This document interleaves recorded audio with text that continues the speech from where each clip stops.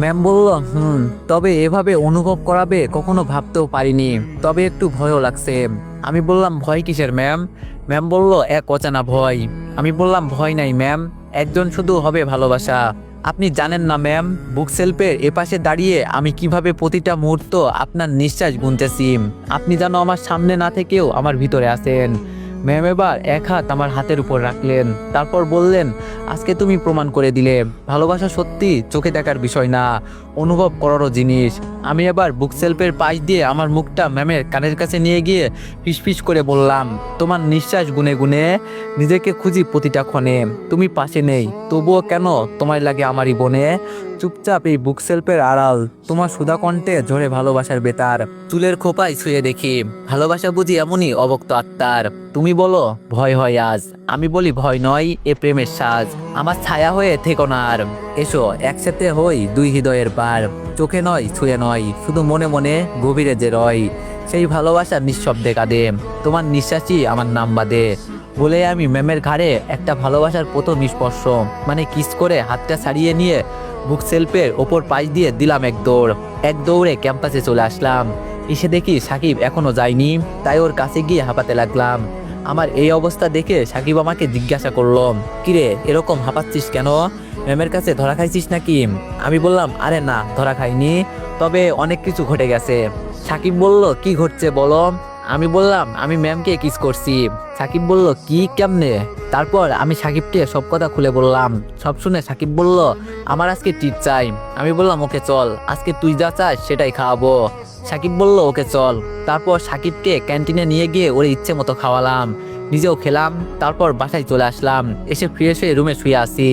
হঠাৎ SMS আসার আওয়াজ, দেখলাম ম্যামই মেসেজ করেছে। ম্যাম বলল, বাসায় পৌঁছেছ? আমি বললাম, একটু আগেই। আপনি গেছেন? ম্যাম বললাম, আমিও আসলাম। আচ্ছা, শেষে ওইটা কি করলে? আমি বললাম, কি করছি? ম্যাম বলল, মনে করো কি করছো? আমি বললাম, কিসের কথা বলছেন? ম্যাম বলল, হ্যাঁ হ্যাঁ ওইটাই। আমি বললাম, কেন, ভালো লাগেনি? ম্যাম বলল, ভালো লাগার কথা হচ্ছে না, কেন করলে সেটা বলো। আমি বললাম, আমার পছন্দের মানুষকে আমি কিস করেছি, তাতে কার কি?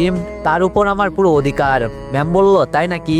আমি বললাম, ম্যাম বলল, তাহলে তো আমারও অধিকার আছে আমার পছন্দের মানুষকে দেখা। এবার আমি কিছু বলতে পারলাম না, তাই ম্যাম আবার বলল, কি হলো, উত্তর দাও। আমি বললাম, আপনার কথাও সত্যি। ম্যাম বলল, তাহলে আমি দেখতে চাই। আমি বললাম, কিভাবে? ম্যাম বলল, তোমার একটা পিক দাও। আমি বললাম, না, এভাবে না। ম্যাম বলল, তাহলে? আমি বললাম, আমি চাই আপনি আমাকে সামনাসামনি দেখেন।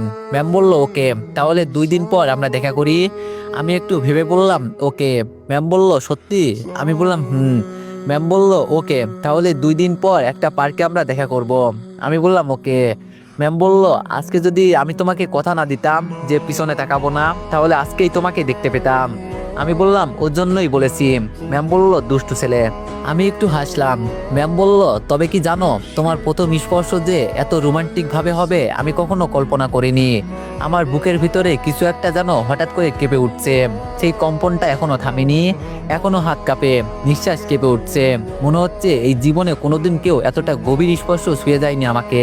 আমি কিছুক্ষণ চুপ করে থাকলাম, তারপর টাইপ করলাম, আমি চাই না আপনি শুধু আমার স্পর্শই মনে রাখেন ম্যাম, আমি চাই আপনি আমার ভালোবাসা মনে রাখেন, ততটা নীরব ততটাই গভীর।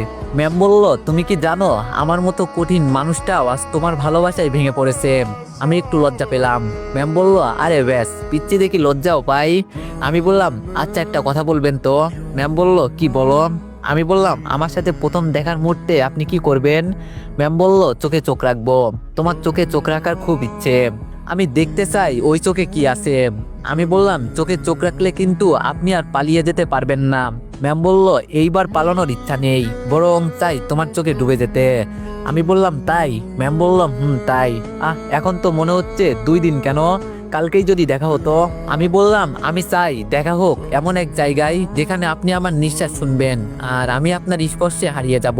ম্যাম বলল, দুষ্টু, কবে এত বড় হলে বলো তো? আমি বললাম, যেই দিন থেকে আপনাকে ভালোবাসতে শুরু করলাম। ম্যাম বলল, আজ রাতে আমার ঘুমই আসবে না তোমার এত রোমান্টিক কথা শুনে, এই প্রথম কেউ আমায় এমন ভাবে ভালোবেসে শুয়ে গেছে। আমি বললাম, ঘুম না এলে জানালার দিকে তাকিয়ে থাকবেন ম্যাম, আমি চাঁদের আলোয় আপনার চোখে চোখ রাখবো। ম্যাম বলল, তুমি না আসলেই একেবারে পাগল। আমি বললাম, আপনার জন্যই তো পাগল হয়েছি ম্যাম। ম্যাম বলল ঠিক আছে, তাহলে পাগল ছেলেটার জন্য আমি এখন একটা গান শুনবো। চোখ বন্ধ করে শুধু তোমায় অনুভব করব, তুমিও করবে তো আমায় অনুভব। আমি বললাম, আপনার নিঃশ্বাসে ভেসে থাকা সেই গানের প্রতিটা শব্দ হয়ে আমি আজ রাতে আপনার পাশে থাকবো, কানে কানে বলবো ভালোবাসি ম্যাম। ম্যাম বলল, আর বেশি কিছু লিখো না, এখনই যদি তোমার পাশে থাকতে না পারি তাহলে এই শব্দগুলোই আমাকে ভেঙে ফেলবে। আমি বললাম, আমি ভাঙাতে দিব না ম্যাম, আমি আপনাকে ভালোবাসার যত্নে সারা জীবন বেঁধে রাখবো। ম্যাম বলল, হ্যাঁ অনেক প্রেম করছো ম্যামের সাথে, এবার লক্ষ্মী বাবুর মতো ঘুমিয়ে পড়ো পাগল ছেলেটা, স্বপ্নেও এসো। আমি বললাম, আমি তো সারাক্ষণই স্বপ্নেই থাকি। ম্যাম বলল, গুড নাইট পাগল। আমি বললাম, গুড নাইট সিনিয়র ম্যাম। বলেই আমি ফোন রেখে ঘুমিয়ে পড়লাম। সকালে ঘুম থেকে উঠে ফ্রেশ হয়ে নিলাম। নাস্তা করতেই দরজায় কে জানি কলিং বেল বাজালো। আম্মু খুলে দিতেই দেখলাম ম্যাম। আম্মু বলল, ভিতরে আসো মাম। তারপরে ম্যাম আমার কাছে আসলো। আমি বললাম, আসসালামু আলাইকুম ম্যাম। ম্যাম বলল, ওয়ালাইকুম আসসালাম। আমি বললাম, কিছু দরকার ম্যাম? ম্যাম বলল, আমার সাথে বের হতে হবে একটু। আমি বললাম, কোথায় যাবেন? ম্যাম বলল, সেটা তোমাকে পরে বলছি, তুমি রেডি হয়ে নিচে আসো। আমি বললাম, কিন্তু কলেজ? ম্যাম বলল, আজকে কলেজে যেতে হবে না। বলেই ম্যাম চলে যেতে লাগলো। আম্মু কিচেন রুম থেকে বলল, পরিমামনি নাস্তা করে যাও। ম্যাম বলল, না আন্টি, আজ একটু বেরোতে হবে। বলেই ম্যাম চলে গেল। তারপর আমি নাস্তা করে রেডি হয়ে এসে আম্মুকে বললাম, আম্মু আমি আসছি।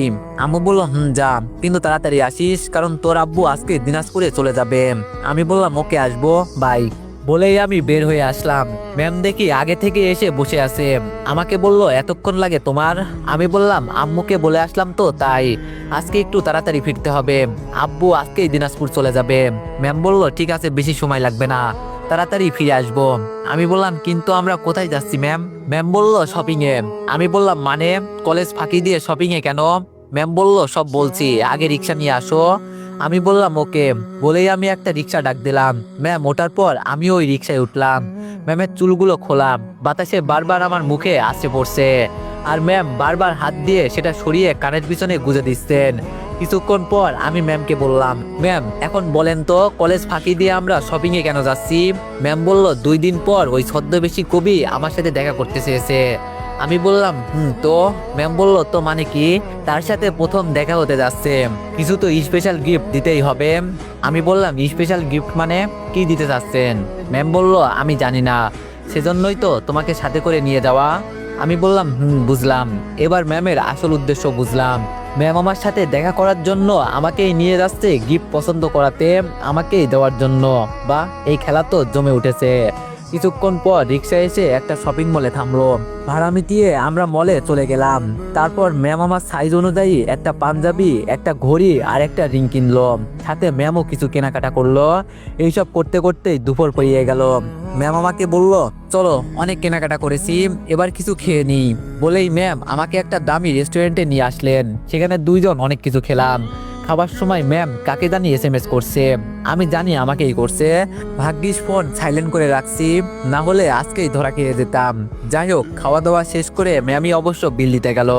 এই সুযোগে আমি ফোন বের করে দেখলাম ম্যাম কি এসএমএস করেছে।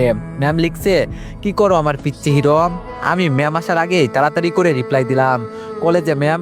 মিথ্যা কথা, আপনি আজ কলেজে আসেননি কেন? লিখেই আবার ফোন বন্ধ করে রাখলাম। একটু পরেই ম্যাম চলে এলো। তারপর আবার একসাথে রিক্সা করে বাসায় ফিরলাম। বাসায় এসে ফ্রেশ হয়ে নিলাম। বিকালে আব্বু যাওয়ার সময় হয়ে এলো। আম্মু একটু কান্না করছে। উপর ফ্ল্যাট থেকে আন্টি আর ম্যাম এসে আম্মুকে সান্ত্বনা দিচ্ছে। আমি আর আঙ্কেল আব্বুকে বাস স্ট্যান্ডে ছেড়ে দিতে আসলাম। যাওয়ার সময় আব্বু বলল, ঠিকভাবে পড়াশোনা করো আব্বু, তোমার আম্মুর খেয়াল রেখো।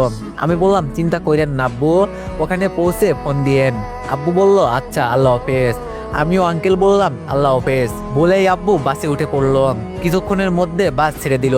তারপর আমি আর আঙ্কেল বাসায় চলে আসলাম। এসে দেখি আম্মুর অনেক মন খারাপ, তাই আম্মুকে সান্ত্বনা দিতে লাগলাম। সন্ধ্যা নামিয়ে এলো। আম্মুকে ওনার রুমে পাঠিয়ে আমি আমার রুমে চলে আসলাম। এসে ফ্রেশ হয়ে নিয়ে বাইরে এসে দেখি ফোন কাঁপতেছে, মানে কেউ কল দিয়েছে। কাছে গিয়ে দেখি আব্বু। ফোন রিসিভ করতেই আমি বললাম, হ্যালো আব্বু। আব্বু বলল, আমি পৌঁছে গেছি, তোমার আম্মুকে বইলো। আমি বললাম, ওকে আব্বু, নিজের যত্ন নিয়েন। আব্বু বলল, ওকে। বলেই ফোন রেখে দিলাম। কেটে দেওয়ার পর দেখি ম্যাম দুপুরের এসএমএস এ রিপ্লাই করেছে। লিখেছে, কেন কলেজে আসিনি, তাই তুমি আমাকে মিস করছো বুঝি? আমিও লিখে দিলাম, অনেক মিস করেছি ম্যাম, আগে যদি জানতাম আপনি আসবেন না তাহলে কলেজেই আসতাম না। ম্যাম বলল তুমি একদিন আমাকে না দেখে এমন করতেছো, তাহলে আমার কেমন লাগছে বুঝছো তুমি? আমি বললাম বুঝেছি ম্যাম। ম্যাম বলল কচু বুঝেছো তুমি, এখনো একদিন, তারপর তোমায় দেখতে পাবো। কিভাবে যে একদিন কাটাবো। এইভাবে ম্যামের সাথে আরো কিছুক্ষণ কথা বলে আজ রেখে দিলাম। এরকম দেখতে দেখতে আরো একদিন পার হয়ে গেল। আজ ম্যামের সাথে দেখা করার পালা। সকালে ঘুম থেকে উঠে ছাদে গেলাম, গিয়ে দেখি ম্যামকে অনেক খুশি খুশি লাগছে। তাই আমি জিজ্ঞেস করলাম, কি ব্যাপার ম্যাম, এত খুশি হওয়ার কারণ কি? ম্যাম বলল আজকে ওর সাথে দেখা করতে যাব, তাই ওর দেওয়া শাড়ি আমি পরেছি দেখো। আমি বললাম আপনাকে অনেক সুন্দর লাগছে ম্যাম। ম্যাম বলল থ্যাংক ইউ, আচ্ছা থাকো, আমাকে রেডি হতে হবে। আমি বললাম ওকে ম্যাম বাই, বলেই আমিও নিচে চলে আসলাম। এসে দেখি ম্যাম এসএমএস করেছে। ম্যাম বলল তুমি বের হয়েছো তো? আমি বললাম হব। ম্যাম বলল ওকে, তাহলে 10টায় পার্কে দেখা হবে। আর শোনো, তুমি কিন্তু ব্ল্যাক টি শার্ট পরবে। আমি বললাম ওকে ম্যাম, বলেই ফোন রেখে আমিও ফ্রেশ হয়ে নিলাম। তারপর ঠিক 10টায় আমি পার্কে চলে আসলাম।